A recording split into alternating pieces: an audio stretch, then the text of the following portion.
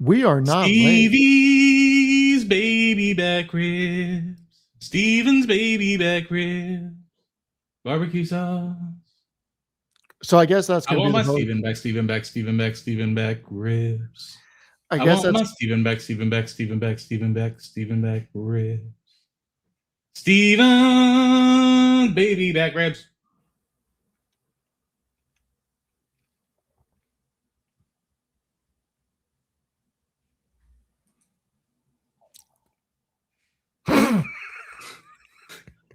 all right. Steven's baby back ribs. Okay, I'm done.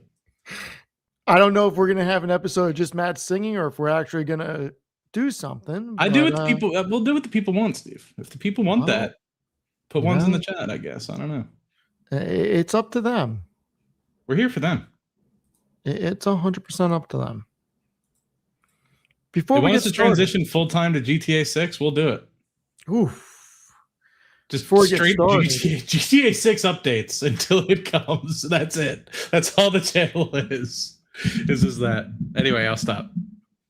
we are not financial advisors. We have no idea what your situation is. Please read the disclaimer. Do your own due diligence. Anything we say are our own opinions. This is for entertainment and educational purposes only. And with that being said, we are live. And Matt is singing. So what's up, Matt? Good. I am trying to get my life together as always, and excited to be here. I did my homework so that you couldn't yell at me, and that's about that. I'm just updating the description so that I have all my details and everything if people are interested in checking out some of these items. Okay, now I'm alive. Yeah, read the disclaimer. We're not financial advisors, but we are GTA 6 experts. I'm excited. I made some moves, but the portfolio took a little bit of a tumble for me, Steve. Got a lot of good premium, but I think with that premium, unfortunately, the stocks have gone in the wrong direction. So, Okay, well, I think it's important to note currently on a year-to-date basis, the S&P is up 10.73%. not bad. Pretty good year. 10.37%. I can't complain with that. I think it's going to go higher. Did you listen to the most recent Compound? Yes. It was phenomenal. Phenomenal. I agree wholly with what the lady from Fidelity Investments was saying. I need to read more of her material. She did a really good job, but like it goes back to what we were kind of talking about last night. If anybody had the privilege of listening to that, I know we put out a lot of content, but I think we're going to grind higher, man. Like I don't think that there's anything. I think and they articulated it so well, Steve. Like the thing that was crazy to me. Sorry, I'm like fresh off of it. I just got back from the gym and I was listening to it. So sorry. But like while I had this transient thought in my mind, I just want to get it out there. We've been so hyper concerned of this like 1980s notion that shareholder returns of like buybacks and dividends are just the best thing of all time, when in reality, you know, you need to continue to innovate for these businesses not to become zombie businesses. Like unless you're a maturing business that doesn't have any further innovation, like you need a balance of share buybacks and a balance of dividends. And it's always been about dividend growth over the long term as your business continues to expand and innovate into new industries, if not innovate within the same industries that you're in. So I think it's just been because of how much cash flow and free cash these small businesses have been able to push out with such low capex, because of the software environment that a lot of these big tech companies have been in. We're not used to the lack of free cash flow and investing in ourselves when we find a really good idea, because it's been so long since then. And I think so many people are still in fear of what happened with the dot-com bubble. But in reality, think about it, like those are the times when, at least from what this lady was saying, like most of the time, other than the dot-com bubble, when you reinvest in yourself and you are finding good things and innovative things to put your money into, it's generally a grind higher in the market, not a a bad period. And so I think that people are still too much thinking about this like it's a internet only .com bubble, when in reality I need to think about it like it's an infrastructure investment, right? Like, what do you think happened when the interstate highways were built? It drove massive growth within the United States, right? The railway system within the United States drove massive amounts of innovation, growth, etc., across the country. It's the same sort of thing. If you're thinking about it like, oh, LLMs, blah, blah, blah, blah, blah. Yeah, the LLMs, I get it. Like, that's a commodity. But the actual infrastructure itself is a massive pressing off point to go further. So anyway, I just wanted to get that off my chest. I loved it. If anybody hasn't watched it, please do so. It's amazing how people are not excited about dividends and buybacks in 2026. Some might call them shook babies. You know what I've been watching today in between streams? Animal Kingdom? No. I did start watching Animal Kingdom again. I'm on episode 3. Not today, Lena, I can tell you that much. Not today.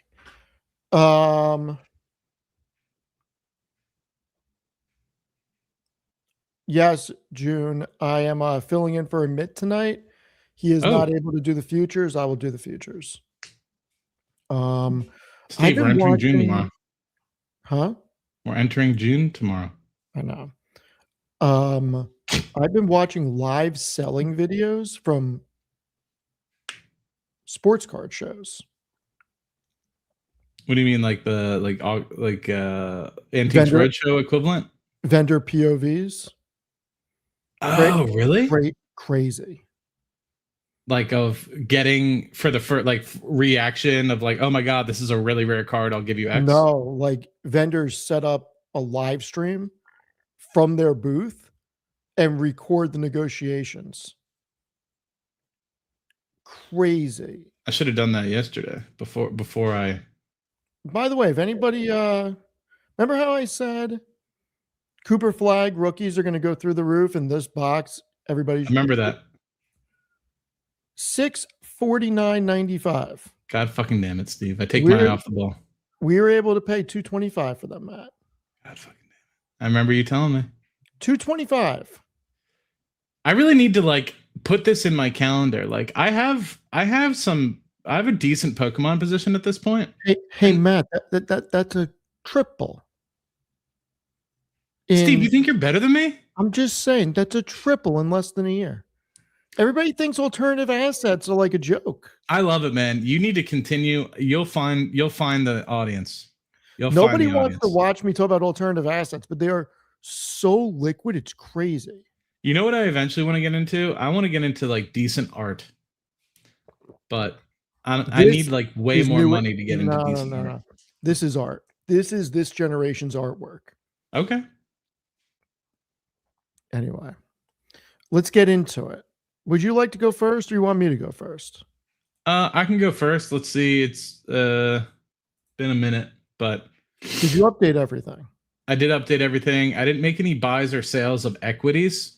But if you just want to scroll down to the options, everything was closed out. I had a lot ending in June timeframe, and I like to keep, for anybody that's listening, whether or not this is useful or not, but I like to keep 45 to 60 days on the clock, because I feel like you're kind of in that sweet spot of theta decay if you're in the right price target area.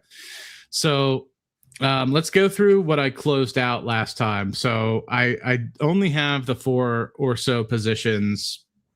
I think it's like, no, sorry, that's a lie. I only have like 5 options contracts going on at once, and of which I lost out on Grab.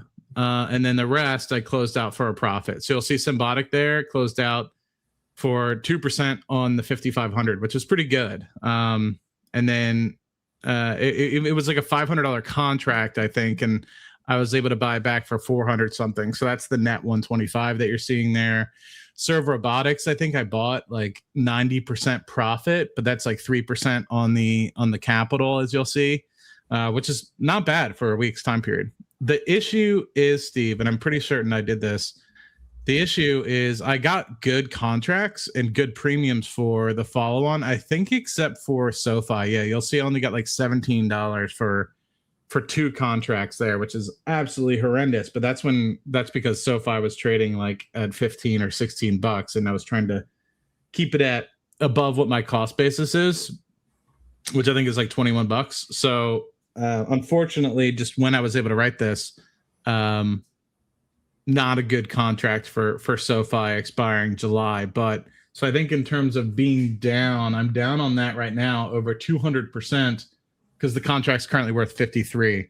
So that's going to be a drag on the portfolio right there. I don't think it's going to get to 22, but if it does, I might let it go. That'd be fine. That would be an overall net benefit on the overall shares, which are currently a cost basis of 2096. So then you have Next Decade.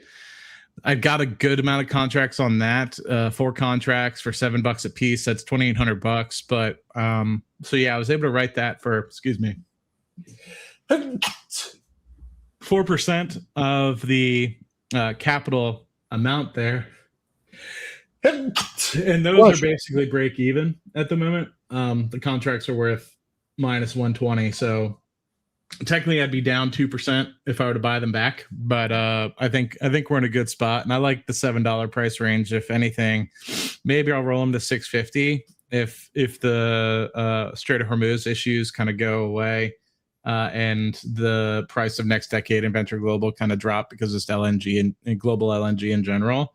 But I think $7 is a good place, especially considering towards the end of the year, we'll have the catalysts of gas entering the facility. And so knowing that the end date for this is January, I'm fine with getting put these at $6-7. That'd be perfectly fine with me.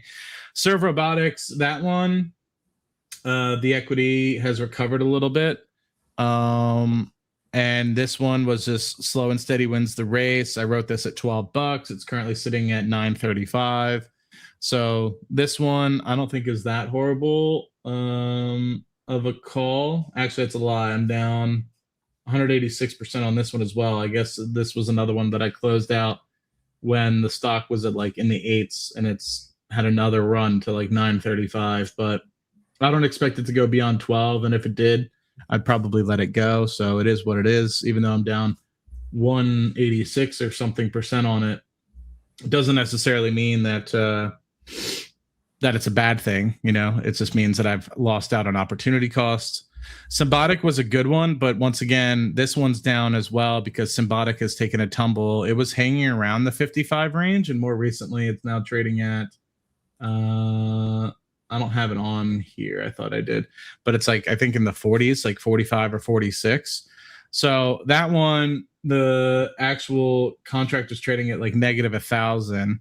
So technically, that's what's being the largest drag on the portfolio. If this actually comes through, this will be really nice because that's $638. Like that's a pretty good chunk of change. So I'm cautiously optimistic that this will do fine. I don't know if I want to take ownership of these shares at 55. Maybe not. I'm trying to think that through if I wanted to like let these go through or roll it to 52.50 if I could. Now that I'm kind of talking it through live, I might take ownership of these at $45 because I like the stock. I have it in my own personal portfolio outside of this small account challenge. And I might just write the covered calls at like 57.50 or 60. I think the premiums on this look pretty juicy. So I might, after this session, or maybe when Steve's walking through his, I might look at what the premiums look like, because that might drive me instead of just like hanging out and trying to roll it down so I could get underneath it. Maybe it's just better for me to take ownership of the shares. I have the cash, obviously. These are all cash secured. They're not naked short puts. So I'd be able to take ownership of them and write covered calls and maybe generate income that way. And then Grab, that one has taken obviously a tumble. We are at I don't know what the cost of Grab is right now, but it took a pretty big tumble. So I think it's in like the low to mid 3s.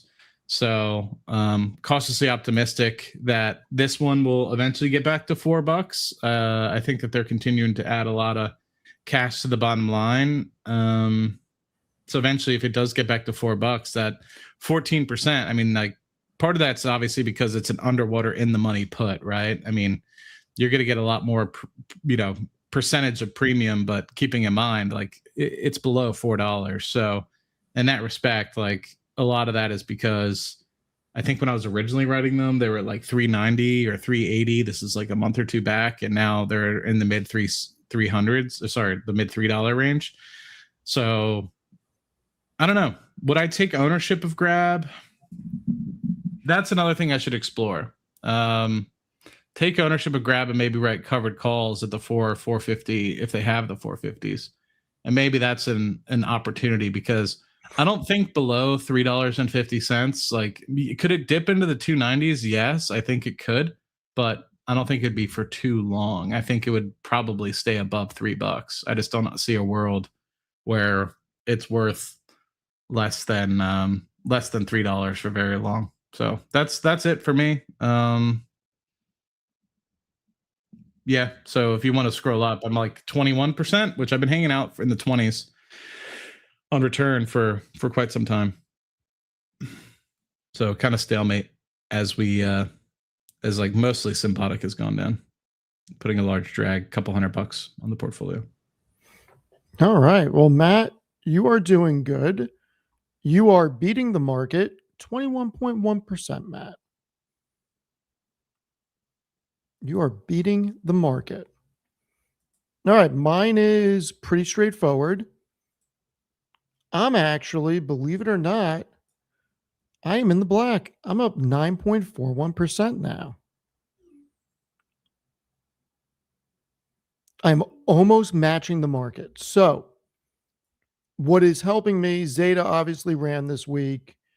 I'm up 36.16% on that 100 shares. I'm up 38.73% on that 100 shares. I do have 7 shares of NVIDIA. I'm up 23.21%.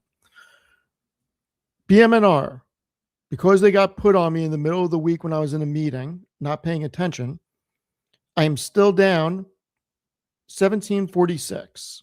And that is what freaking happens. But we're working our way out of the hole. I did buy some shares of QQQI PDI just to have some dividend income rolling in.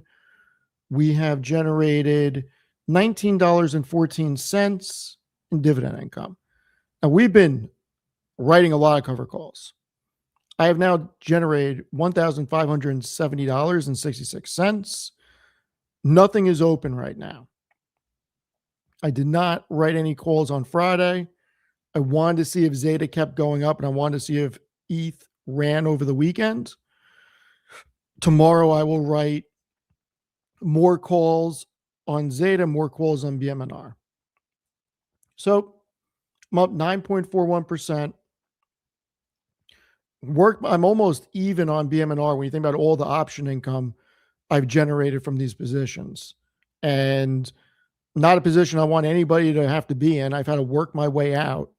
And I basically worked my way out because of the income coming in and Zeta and NVIDIA doing well.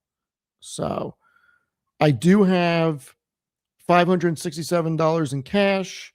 I have to figure out if I'm going to buy more PDI, more QQQI. I got to figure out if I want to sell NVIDIA and maybe buy 100 shares of SoFi. So that could happen. We'll see. Because with the cash sitting there and then NVIDIA, I could get 100 shares of SoFi. Maybe that does better. I'm not sure. Maybe I make everybody happy and buy some Ondas. We'll see. But yeah, I'm no longer in the red, working our way out of the hole, almost matching the market.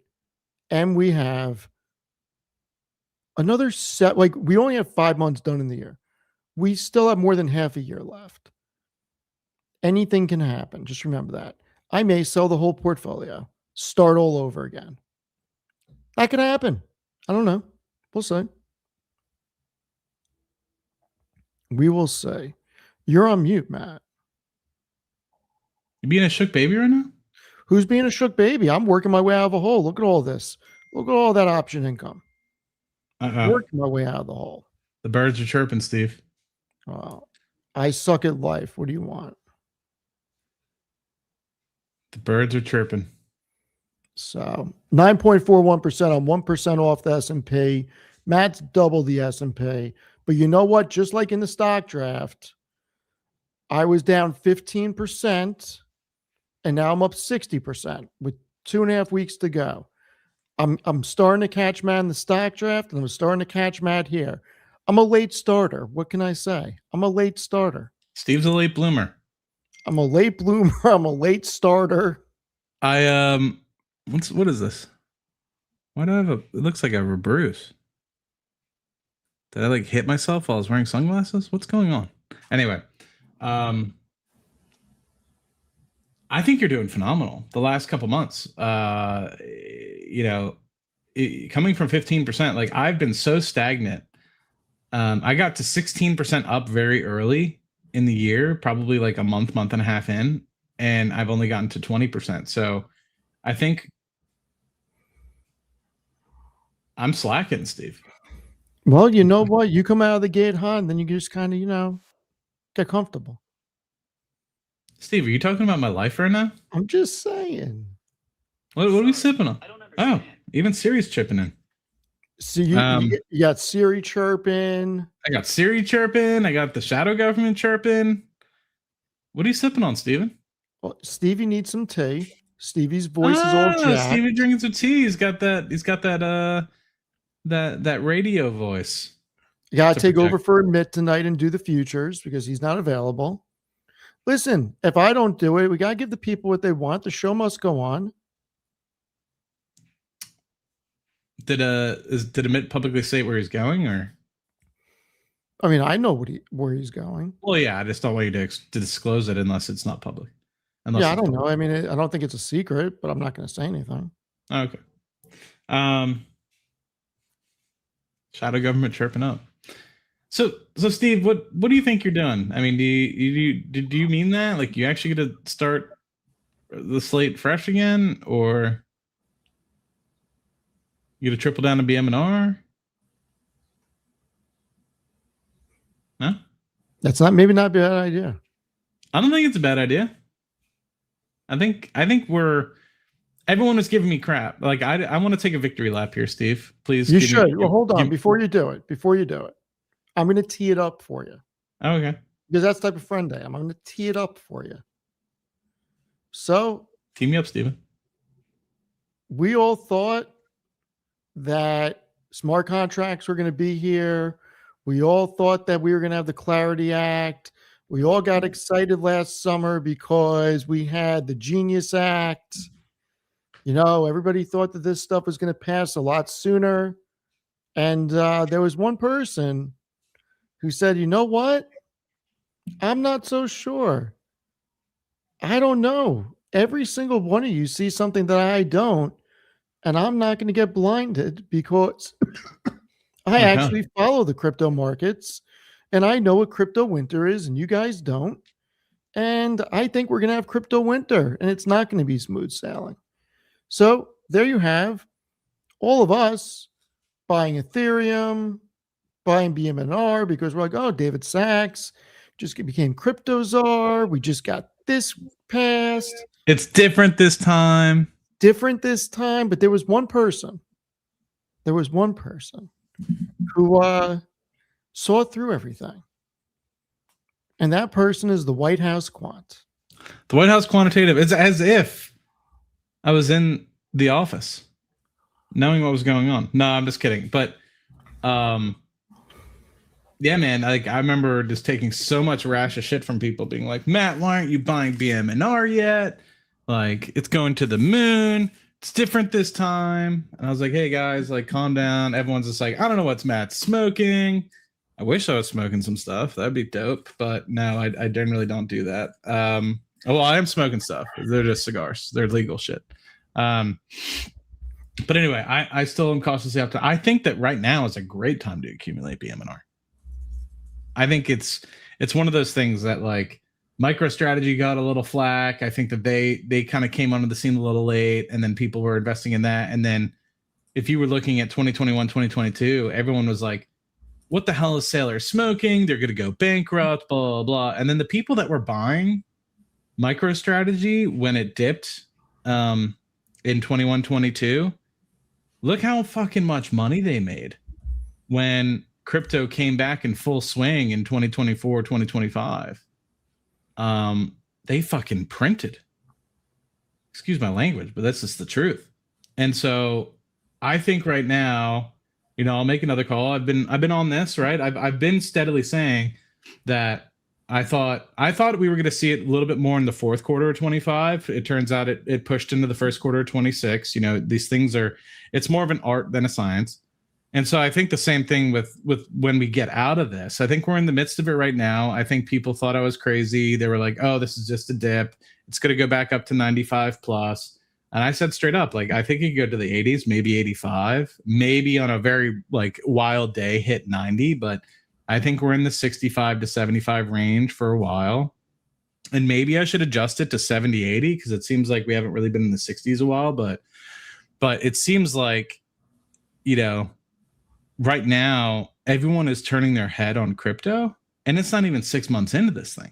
Like, we're not even 6 months into this crypto winter and people are already starting to turn their head. So the thought that I think people have on it, it's starting to really sour. People are like, crypto's dead. I think that within the next 6 months, we're really going to see the absolute bottom. And then we'll slowly get to a point where people are like, it's too cheap. What happened to crypto? The smart money will start adding. And eventually in the second half of 27, first half of 28, yes, I know that's an entire year's worth, but I think through that span, you'll see the narrative start to change again where people are hyped up. And in the meantime, you're seeing a lot out of BM&R. They're starting to actually stake their coins. They're actually going to start generating a decent amount of revenue. They're making other investments. So, if you think about it, yeah, they might be slightly down a little bit on the acquired Ethereum that they have, but they're generating hundreds of millions of dollars of cash a year. That's not something that's just going to disappear. So they came up with the equity to be able to purchase these things, and they have the net income now to sustain themselves, if not buy other businesses that can generate net income. This is the point where, as always, when there's blood in the streets and people are crying and not wanting it, to buy. So, I don't think it's the absolute lowest, but I think below $20, this thing's a pretty good opportunity. See, everyone realized crypto is stupid and has no value. Okay. You heard it here first. I'm cautiously optimistic in the next 24 months, we will see a resurgence.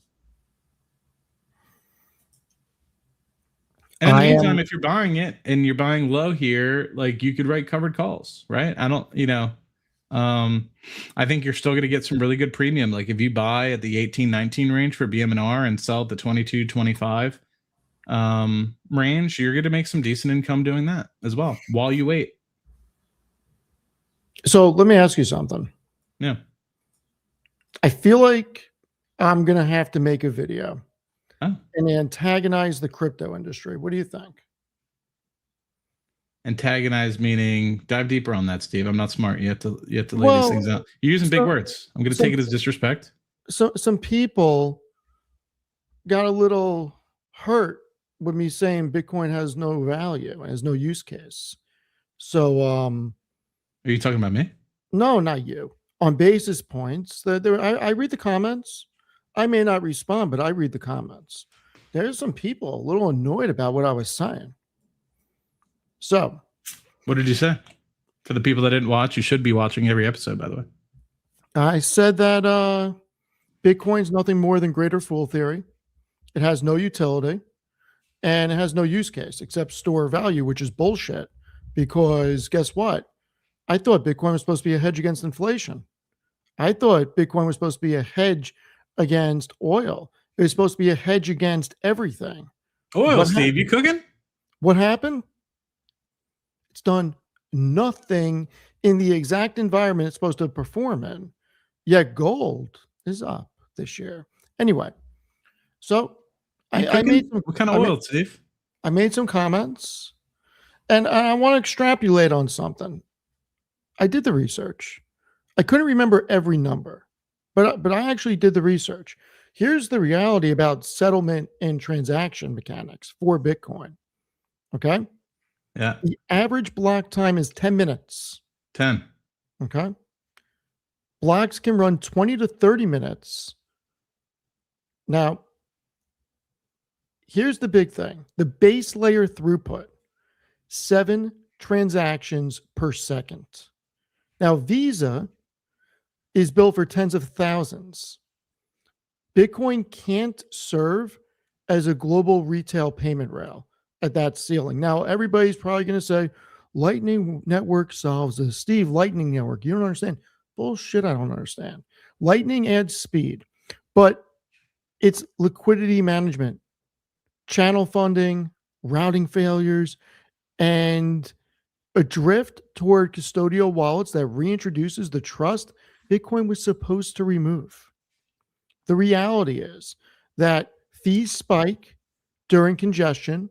Sometimes it costs $20 to $50 per transaction, which kills small payment use. And every time you sell Bitcoin, you pay capital gains on any of the profits. Like, why would you use Bitcoin to buy anything? I thought It does Donnie got not rid of make that. sense. And the reality is that large transfers needs 6 confirmations and it takes roughly 60 minutes. I mean, exchanges commonly require 3 to 6 before they credit funds. Like, this was never built for payments. And people were just leaving comments about, you don't understand banking, blah, blah, blah. Yeah, I do. I actually do. Bitcoin is bullshit, in my opinion. For all the reasons I just said, it's not built for a payment rail. Now, I know the Bitcoin maximalists hate that. And is it a store of value? Yes, everything can be a store of value. But the reasons that people have it as store of value does not make sense to me. That's why I like Ethereum more, because Ethereum, for me, and I could be wrong, the majority of stablecoins are being built on Ethereum because of smart contracts. Tokenization, if it takes off, will be built on Ethereum. It's actually built for that. So that's why I like Ethereum more. Those are just my opinion. I got it. You're the man, dude. I appreciate it. And no, I stated something I interjected wrongly. Donnie hasn't changed that rule. You're right. It's still a capital gains when you buy or sell. And real quick, people were leaving comments that they've bought cars with Bitcoin. You want to know what I have to say to that? You're a fucking idiot. Oh, Like, okay, so I don't know what amount, 20 grand, 100 grand. So you're telling me that you're going to take an asset that you could be up 100% on and use that as a payment. And think about it, if you're buying an expensive car because you made all this money with Bitcoin, not only are you paying capital gains on the Bitcoin, and I get it, if you had to sell the Bitcoin to buy it anyway, you have to pay those capital gains anyway. So I get that. But how about this? The fluctuation on settlement, it could go down by the time it settles and you owe more money. It just doesn't make sense. Steve, did Grogu get deported? No, Grogu got moved. He moved? He moved.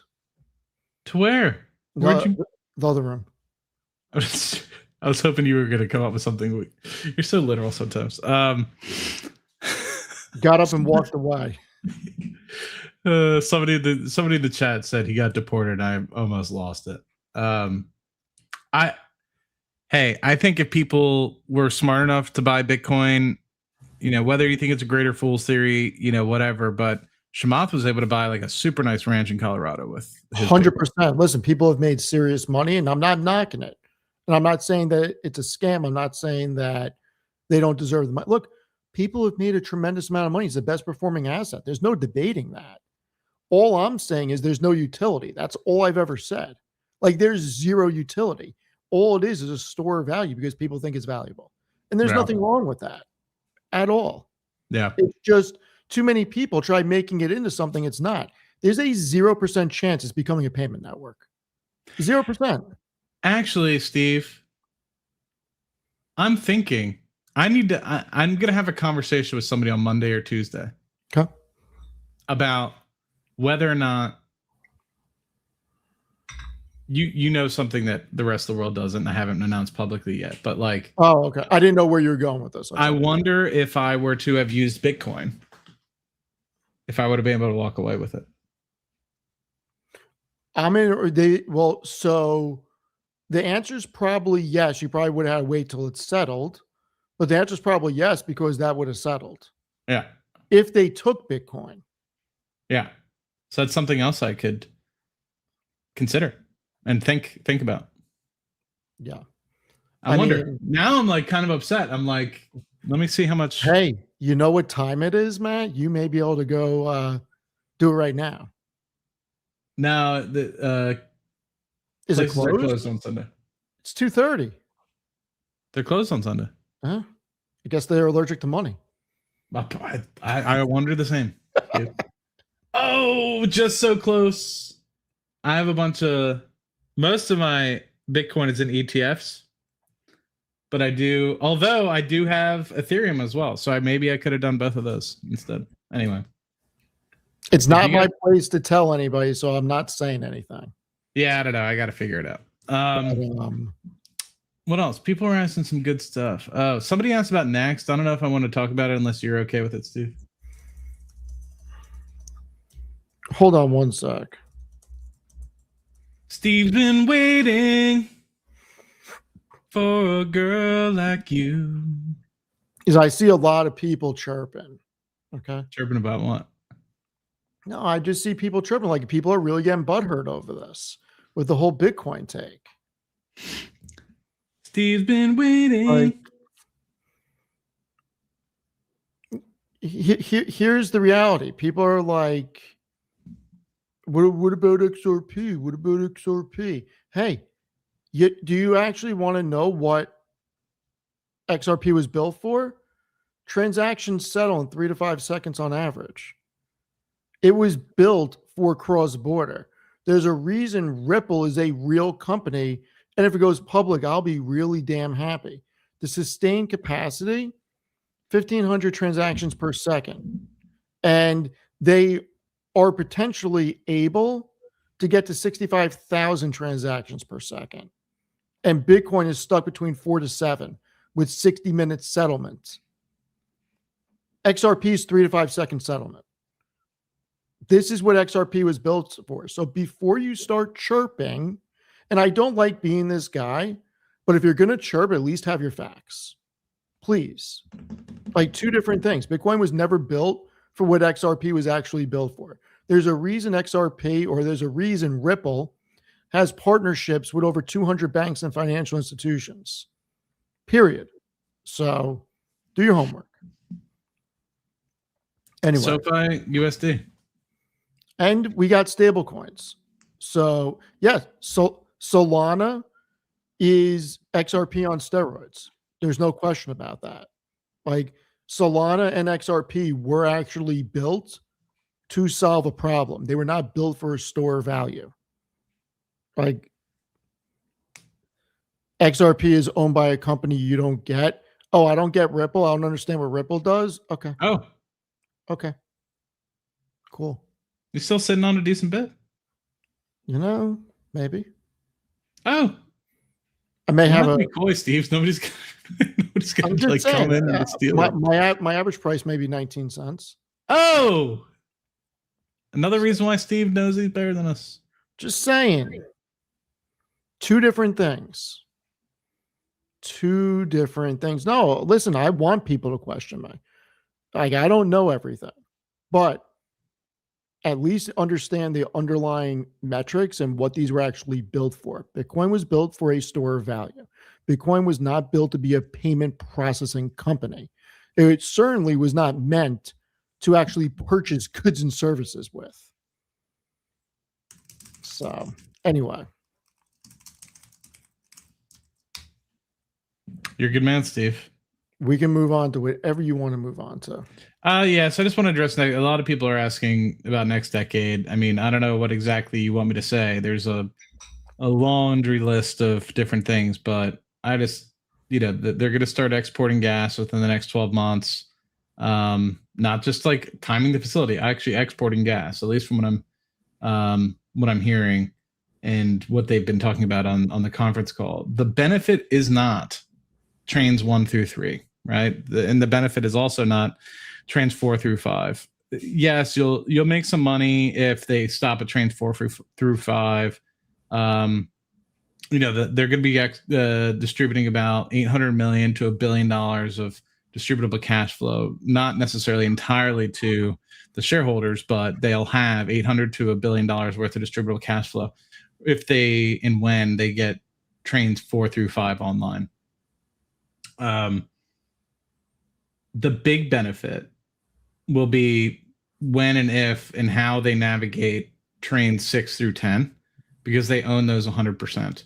Trains 1 through 3, they own 20% of, right? So they're going to get a very small fraction. It's actually going to be an equivalent of like half of a train. If you think about it, like there will be 3 trains that come online, but because they only own 20%, it'll be like the equivalent of owning half of a train. Like it's not going to be a massive amount of equity ownership. And then they pretty much double that once trains 4 and 5 come online.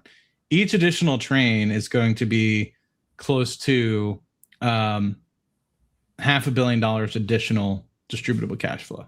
So if they sanction train 6, which is going to be 100% likely, maybe they'll dilute it, what have you, but that's going to be an additional $500 million a year. So the company itself is only valued at $2 billion to $2.5 billion. So if you think about that, sanctioning one additional train is a massive amount of EBITDA or distributable cash flow, however you want to look at it. And that's going to put a floor on the price eventually. So as long as they're able to navigate that, I think one of the biggest risks obviously has been, will they go bankrupt before they actually come online? That window is shrinking. So that's what I think. I mean, don't buy it unless you think you're going to hold it for quite some time. I keep saying that. I hear people selling out early, saying they don't have the patience. Think about it.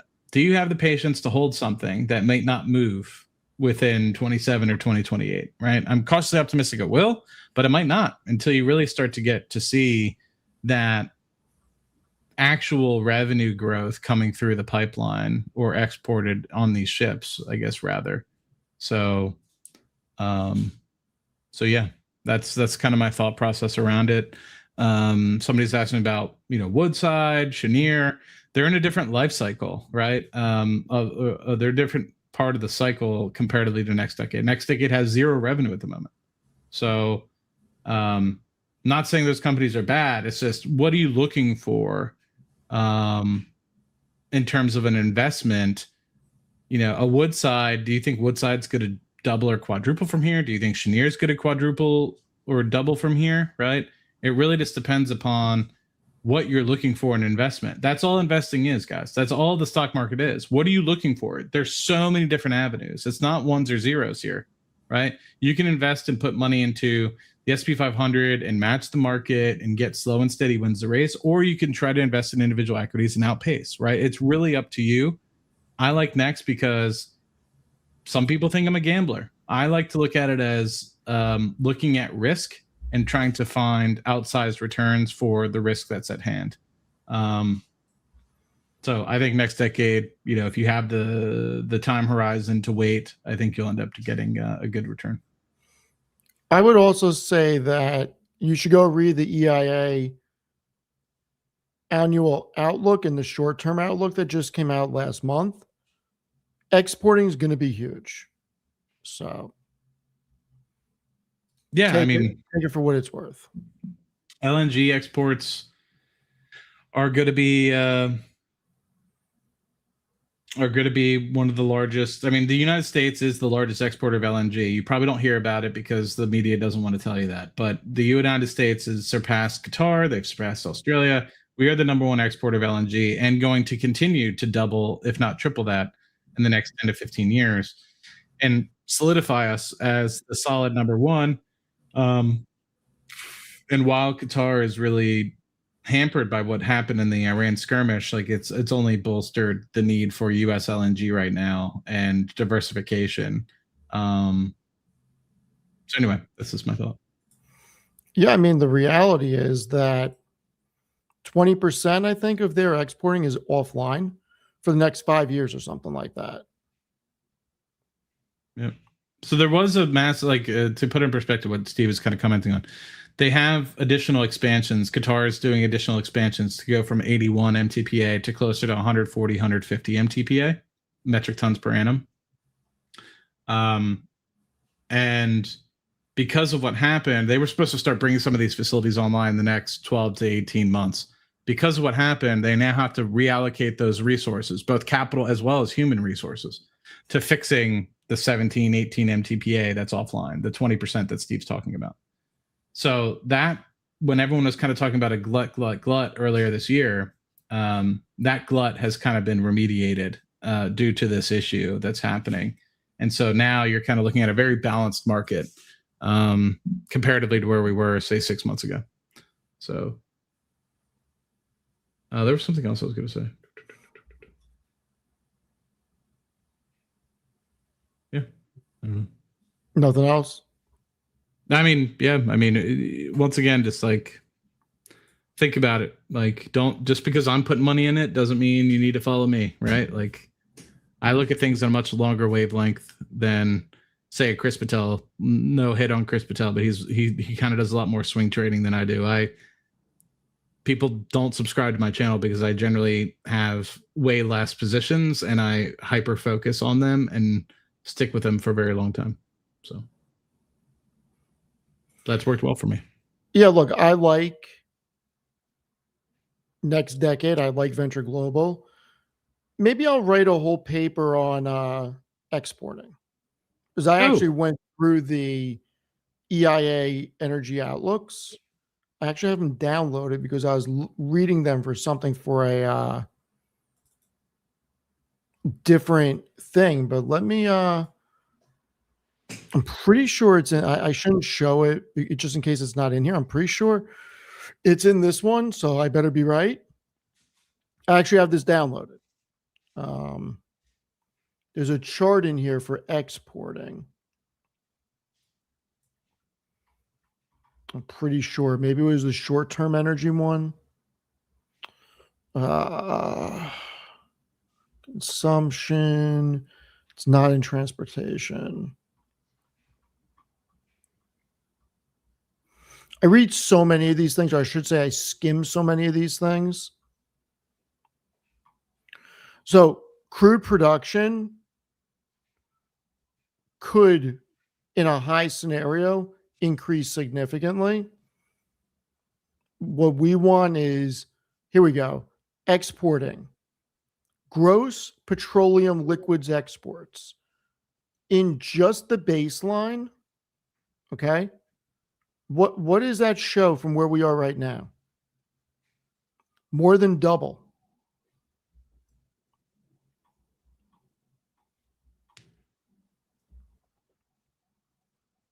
And in a high oil and gas supply, you get more than triple where we are. So that's why, look, I invest in Energy Transfer, Enbridge, they both own exporting facilities. Kinder Morgan has exporting too with the Jones ships. What is this, Steve? Do you see this yellow line? What are they talking about? In a low oil and gas supply, where renewables takes over. They have to put it in there. Yeah, but that's like a P0. I get it. This is the EIA, man. Like, give us a P5. This isn't some rinky-dink little thing. This is the EIA, baby. But I think this is why Matt is so bullish, because their words, not Matt's, not mine. We project that the United States will remain a net exporter of petroleum through 2050 in all but one of our cases. Crude oil exports are projected to remain between 3.3 million barrels per day and 4.7 million. There is one about nat gas also. So nat gas production through the roof. The next decade is LNG. Production is through the roof in the baseline. Forget about a high oil and gas supply. In the baseline, it's through the roof on production.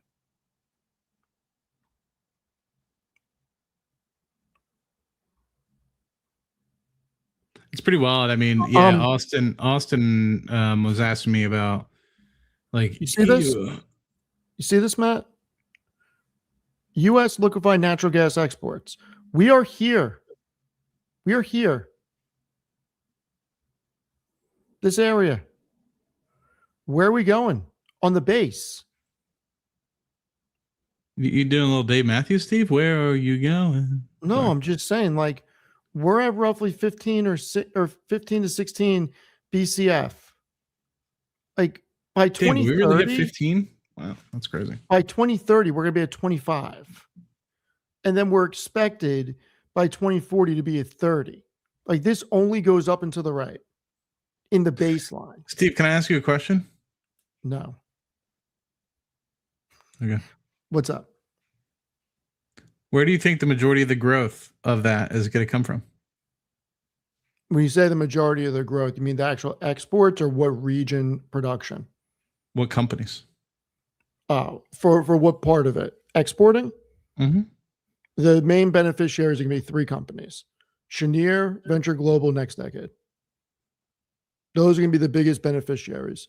Energy Transfer, Enbridge, and Kinder Morgan will be beneficiaries, but not like those 3. And look, in the long term, next decade, if the EIA is correct, next decade is going to be shipping a F ton of LNG around the world. Same with Venture Global. I mean, they put it right there. Our projections for U.S. LNG exports grow significantly through 2040, exceeding 30 billion cubic feet per day by 2050. In most cases, from 14.9 billion in 2025. That is a boatload of dollars being generated by these companies. And on that graph, Steve, on that graph, where do you see the majority of that growth? On this graph, where do I see the majority of the growth? Yeah, and the projections. 2027 to 2032. If I'm doing the math right in my head with distances. Yeah. I'm just saying, like, if you look at the S curve, right? I mean, like, it starts to kind of come over in 20. And part of that is because, we can't see more than 10 years in the future with respect to permits and growth demands, etc. You could make an argument that's from here to there. You could also make an argument that the S curve starts like right around here. Yep. So I'm saying like 2027 is where the S curve really starts. You could and say who's most of that? Who's most of that? What do you mean? Who is most of that? What companies is most of that?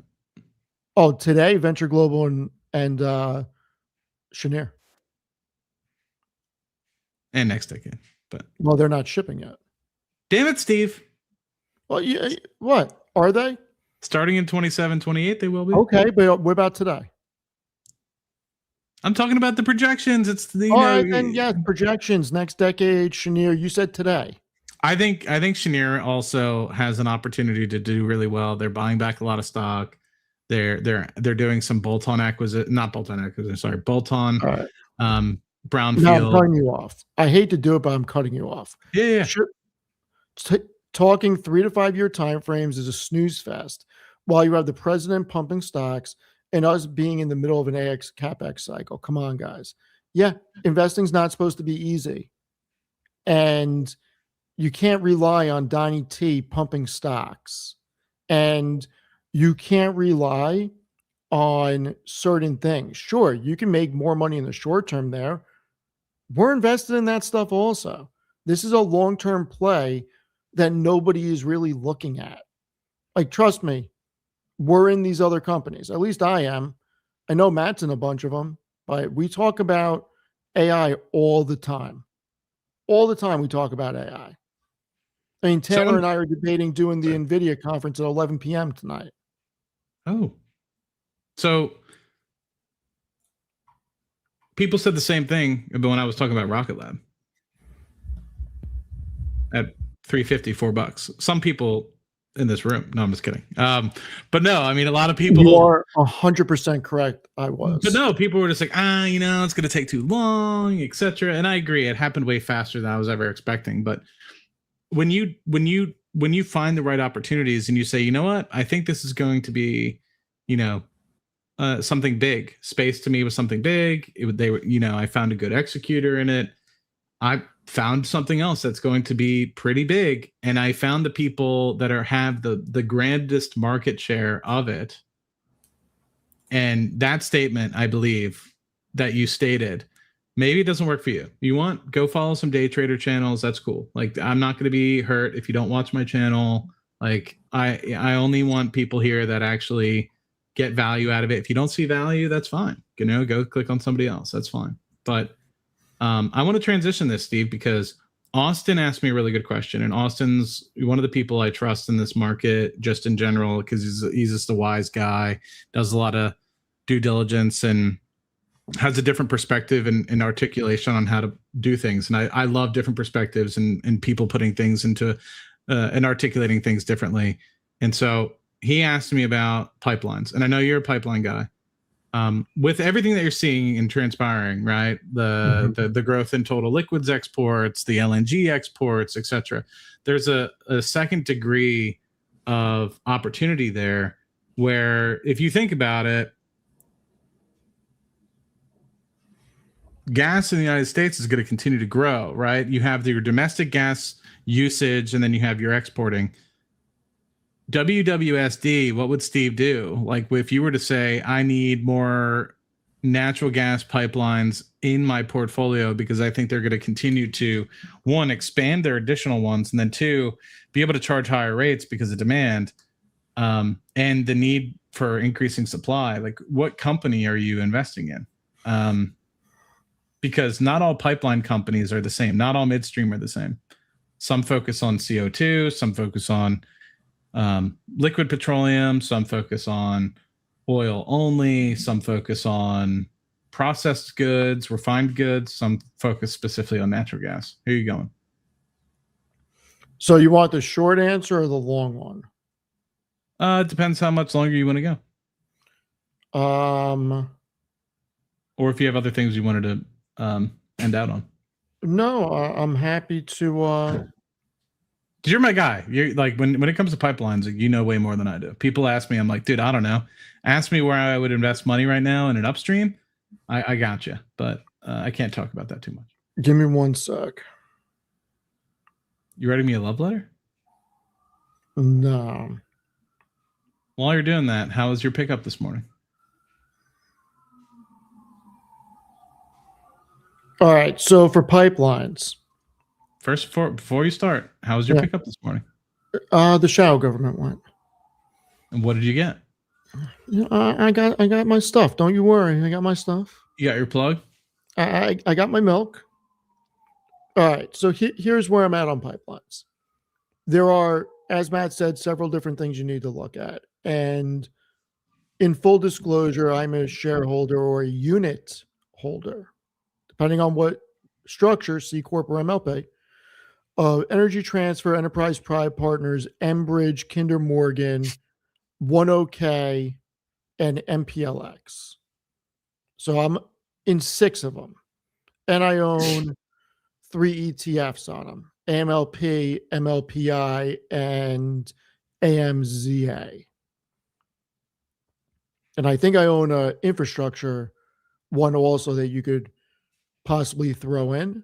So when I look at pipelines, there are several aspects: pipeline miles, states that they run through, what basins they connect to, storage facilities, treatment, practitioners, exporting. Do you want one that is predominantly natural gas, one that's predominantly crude? Do you want one that is a hybrid? Do you want one that also does NGLs, which is Natural gas liquids. Natural gas liquids. And what is the deal structure on the natural gas liquids? Because, and Matt would know the process better than me, but with the NGLs, they separate everything and they contract certain molecules. And anything that is left over that's not contracted, that company gets to keep for free. So there's a lot of intricacies to look at. On a very broad stroke, the reason why I'm invested in so many of them is because the ones that I mentioned, basically, if I had to take a guess, and I don't know the number off my head, you're talking about 70% of the pipelines that run through the country is with those 5 companies. I mean, Kinder Morgan, 78,000 miles of natural gas pipelines. Energy Transfer, 120,000 miles of pipe. Enbridge, I think, is close to 100,000 miles. So I look at that. I look at where the exporting facilities are. I look at what the storage terminals are. Look at the basins. You can't replicate that stuff. And if I was going to pick something right now, it would be Energy Transfer, because I think they're undervalued based on how much EBITDA they do and distributable cash flow. But I do think that there is an opportunity in Enterprise Product Partners increasing the dividend or distribution 25 years, 26 years. I think quarterly increases for a while. Great company. Enbridge, more than 3 decades of increasing their dividend. Enbridge is expensive, but it's the only triple threat there is.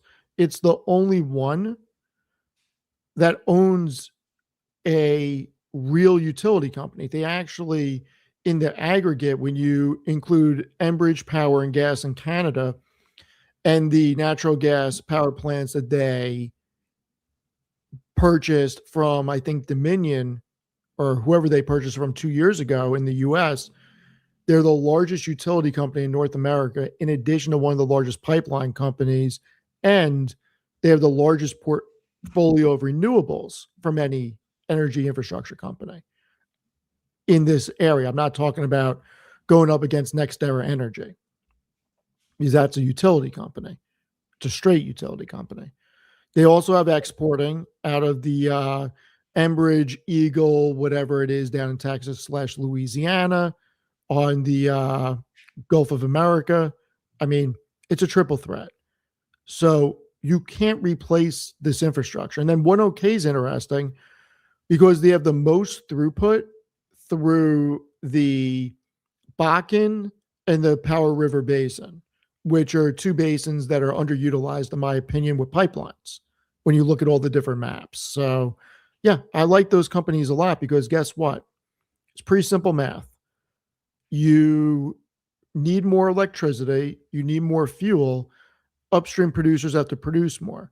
That means that there's more throughput running through these systems. That means that they make more money, and they're protected by take-or-pay contracts. So if all the contracted volume is not used, they still get paid. And then there's other ancillary services, terminals, fractation, everything else. So I can only imagine why Matt is trying not to laugh, because I see my phone going off. So anyway, that was the longer version. I mean, I could bring up some of the maps and show everybody why. I mean, maybe I should just bring up the Enbridge investor deck. Yeah. But it goes back to it, guys. Like, you can't just, like, I think these things you really need to dive deep into if you really want to make outsized returns, right? I mean, you could just, I agree, this stream does need more cigars. Wait, what? Somebody said the stream needs more cigars. You want me to go get some? They're right behind me. I think they mean like smoking them. But like, you could be sitting here, oil production, I think, and oil exporting, I think, is going to flatline. And that's what the EIA said, right? I don't necessarily think we're going to start exporting 10 million barrels a day of oil, but we're exporting around 4 to 5. And I think that that's a good area. So if you're looking for oil pipelines, I don't necessarily know how much more we're going to climb above 13 to 15 million barrels a day. So if you're looking and you have a company that's specifically hyper-focused on oil pipelines, unless they're buying back stock, I don't necessarily know how much they're going to grow in terms of. I mean, look at that from Enbridge. You can't replicate that at all. The orange is utilities. Like that's gas distribution and storage. That's all utilities. And look at where the utilities are in the US, where they're putting data centers. They got pipeline, they got renewables, they got exporting, they got everything.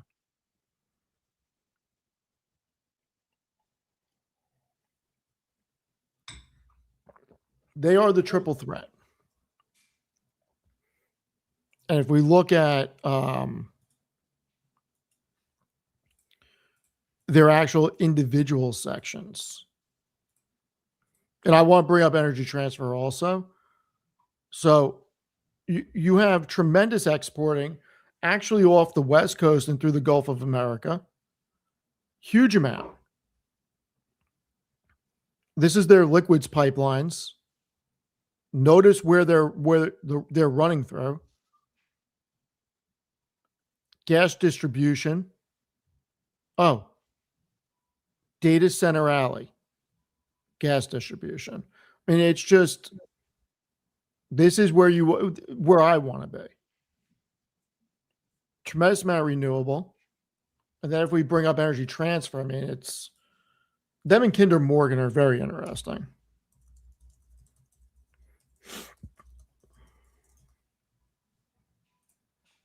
I should just save all these on my damn drive. You should. You're slacking.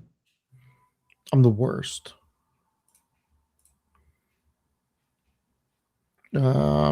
Is this going to have the map? Yes, it is. So when you think about where the most production happens, it's hard not to get bullish about Energy Transfer. I mean, Matt, you know this industry better than anybody. Can you replicate what Energy Transfer has amassed here? These days? I mean, you couldn't even get the Keystone Pipeline sanctioned. Right. So, I mean, to be able to think about the terminals, the refineries, the fractionators, the processing, you're not. Well, not only that, but like not only do you have to deal with the federal level, then you have to deal with the state level legislature, then you have to deal with the individual counties and individual landowners. I mean, this stuff was built moons ago. Like you look at the legend and then you really start correlating it across the US, you're not replicating this. And not to mention the reason Matt and I could go raise $100 million. We could put up some of our own money, go raise the rest, and go start a software company. Maybe we fail, maybe we succeed. But the fact is that we can do it. I mean, we could put up to the YouTube community, friends and family, go get angel investors. We could raise money and go start a software company. We can't raise money to build anything like this. You can't do it. You need the land, you need the permits, not to mention, where the hell are you building? All this is already built out. You can't build on top of it. Like that's why these companies, in my opinion, are so undervalued, because you want to talk about hard assets. You want to talk about these ETFs that are popping up with hard assets. Why these companies are not in there is beyond me. It makes no sense. You cannot replicate this. You're onto something, Steve. Can I ask you about something else that I've been exploring? Yeah, real quick. Yeah. Have you seen the Kinder Morgan one recently? No. Huh. And the Kinder Morgan one's going to interest you because of next decade.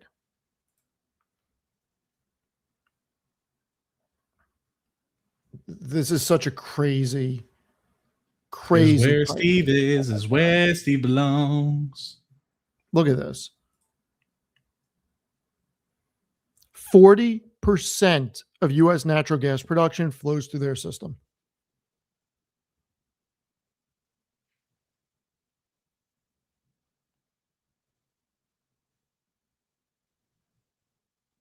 Not enough.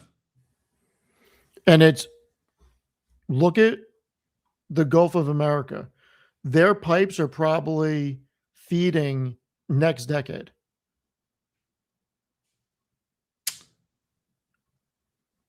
I think it's Enbridge, actually. Maybe it could be. But I mean, this is no joke. So, what do you want? I'm a nerd. It's yeah, I mean, especially if you look at who's going to benefit, the cheapest, which is yet to be the cheapest natural gas in the States right now is from Appalachia, and it's mostly from the Marcellus Shale, and there hasn't been a lot of drilling in the Marcellus because, I mean, there has been in the past, right? And there's a lot of gas there still to be produced, but because it's, I don't want to say more expensive, but you need a very low drilling cost or a higher natural gas price because there's not a lot of liquids in the gas. It's strictly dry gas, so you're not getting a lot of liquids out of it, meaning like condensate, your proparanes, your heptanes, all that sort of stuff. So you're not getting as much in terms of like energy, right? It's mostly just methane, a little bit of ethane. So when natural gas prices expand in the United States to closer to $5, which I anticipate will happen eventually, because you have the reason why gas is so cheap right now, we're already producing a lot of gas being a byproduct of oil production, etc. But once you get some of these new facilities online and ramped up, like the Golden Pass, as well as CP2, and the bolt-on expansions that are happening at Sabine Pass and Corpus Christi, you'll have an additional 20, 30, 50 MTPA of export capacity. You're going to eventually start to get into a world where the United States on a local level starts to compete with the exports. And so that's naturally going to raise the floor of Henry Hub gas prices because, we're such a good feedstock for the rest of the world because everywhere else is either not drilling as much or relying on U.S. imports already, or even Qatari or Australian exports to be able to meet their energy demands. So Kinder Morgan looked like it had the best pipeline coming out of Appalachia directly to the Gulf Coast. So to me, I think that's going to be in the 2030s plus one of the most valuable assets in their company. But I want to transition, if you have any thoughts on it, Steve. I don't know anything about SMRs, small modular reactors. That's a lie. I know a little bit about them. The thing that I was kind of exploring was, and I'm curious on your thoughts as well, was more along the infrastructure piece or the feedstock piece. Mm-hmm. If you were to look at nuclear, which I think we're going to dive deeper into because while solar and things like that can be used on a more modular basis, okay, you're already thinking some stuff. The thought that I was having here is investing in the people that make the feedstock of the low enriched uranium feedstock for these SMRs really the big winner, or the developers of them, meaning the SMRs themselves. Of course, you have the companies that are, trying to put together, etc. But they all kind of rely on two big companies, and I'm trying to understand if it's worthwhile or if it's still high risk. And I want to get your thoughts. One sec. I haven't made any moves in this space. I'm just like starting to think that we're getting closer and closer. Some key milestones are going to be hit where I think you're going to get to a place where some of these players that I think a lot of people have made a lot of money on, a lot of people have made a lot of money in nuclear, but I think some of those players will eventually start to kind of fizzle their way out as they realize that some of them are pipe dreams versus some of them will actually end up executing and be worthwhile long term. So look, I don't know much. I did some research. I wrote an article on NewScale. I don't know really the huge difference. There's probably people in the chat that know way more than me about this. The one thing I found was interesting was Entra One Energy is licensing everything from NewScale. And NewScale supposedly, and this is not NewScale's website, so that's why I'm taking it more seriously. They're the only one with the nuclear regulatory approval and in active production today. So I'm kind of interested in NewScale, but I have no clue. Maybe the ETF's better. I don't know. But there's a whole project in the Tennessee Valley that, if it goes well, could be the litmus test for this entire industry.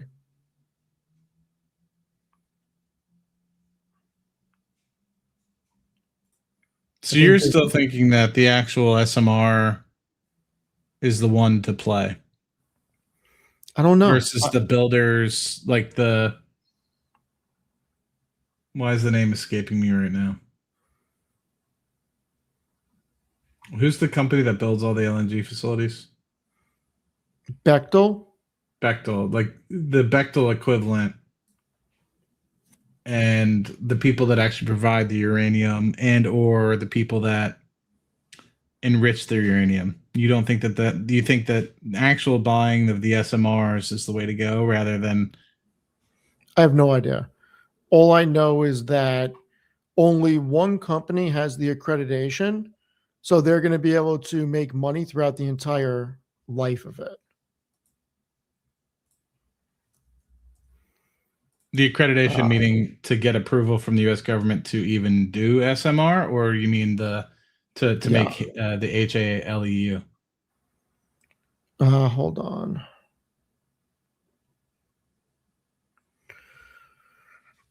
So SMR has designed the NPMs, which is the light water reactors, to be installed as a single module or stack up to 12 of them in what they call their Voyager plant. And the Voyager plant is customized, can generate 924 megawatts.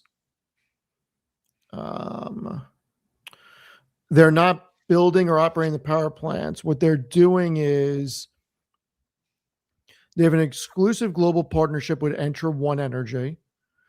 Entra One will build, finance, and own and operate the plants. Trying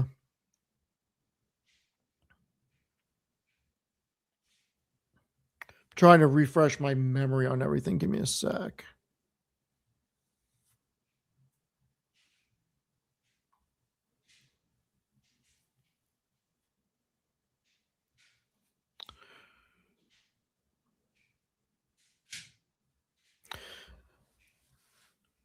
Yeah, I don't know. I think that because of the regulatory moat that they have with that accreditation, the partnership with Entra that's going to do all the building, they're interesting. I think an ETF is probably better because I don't understand this industry. The ETF is probably the better way for me to go. Okay. I'm not sure. I don't know. No, it's something I just keep dwelling on. Like, I feel like when things were going haywire, I think that things were still kind of too much in their infancy. And I feel like there's a lot happening on July 4th with respect to, like, I don't know, some things get awarded on July 4th, and I think we're getting closer. And I feel like there's enough information out now where you can kind of see who has poop in their closet and who actually is going to be able to execute on these things. But part of me is just, like I said, even worth trying to chase the SMR piece, which, you know, it could be a crapshoot. Or is it better to just deal with the people that you know are going to be making the uranium and they're going to benefit regardless? That could be the better way to go. I don't know.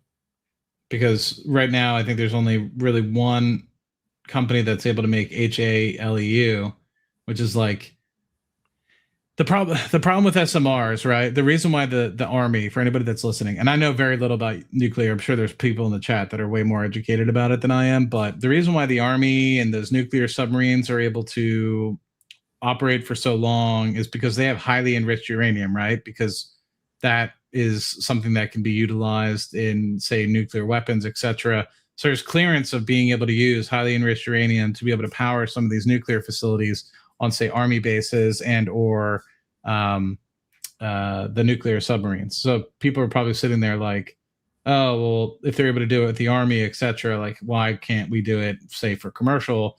And it's because there's no highly enriched uranium that's allowed to be used outside of military operations. So from a commercial standpoint, you can't just give like commercial companies this highly enriched uranium that's obviously very dangerous, and people can have so anyway, the thought process is like you can slightly highly make the low enriched uranium slightly more enriched, in which then you can still use it for commercial, which allows you then to potentially get a little bit more energy out comparatively to, say, the things that have the massive water cooler towers and things like that. So that's really the kind of big stepping stone. But there's really only one company right now that is able to do that low enriched uranium that is a little bit more specialized.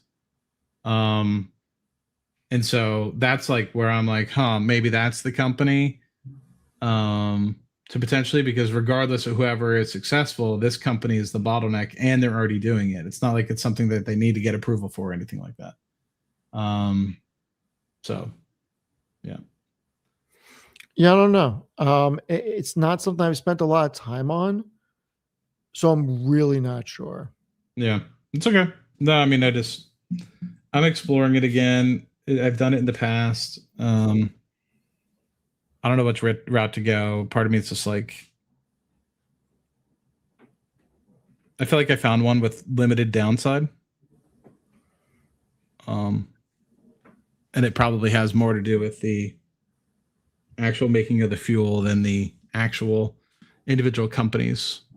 So, yeah, it could be a good way to go. I'm really not sure. Yeah, and I don't know the time horizon either, right? Like, is that a play where it's like 20, 25 years down the road? Is it something that's actually going to happen within the next few years? It's not an industry where I'm like very knowledgeable about the test facilities and when the expand phase would be. You know what I mean? Like we've been out of the nuclear game for so long as a country, in terms of creating new facilities, and there's only been a handful, if not less, of facilities created since like the 80s. A lot of them are actually coming towards their normal ending life, which is why it's such a big deal when some of them are being restarted, etc., because of energy needs in certain regions. So, yeah, I'm not 100% sure, but energy is interesting. We need it, and it's always going to be important. So, Matt, small portfolio. What moves are you going to try and make this week?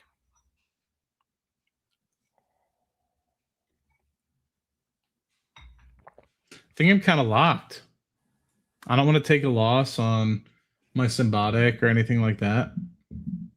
So I feel like this week might be a wash, just waiting for either some sort of recovery.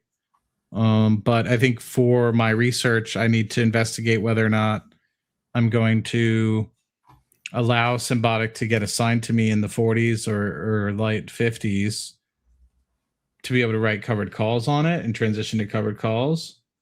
And then same thing, I believe, with, was it Grab? I think Grab also would probably be best around that path where I just get assigned Grab and then just write covered calls at the 450 range or something like that. What about you, Steve? I may sell NVIDIA. Not going to wipe the slate clean? And pick up some SoFi. Oh! May happen. We'll see. Someone's got to do it, Steve. We will see, but yeah, that's what I'm thinking. Anyway, all right, everybody, we're gonna call it. I am gonna be on at 7:45.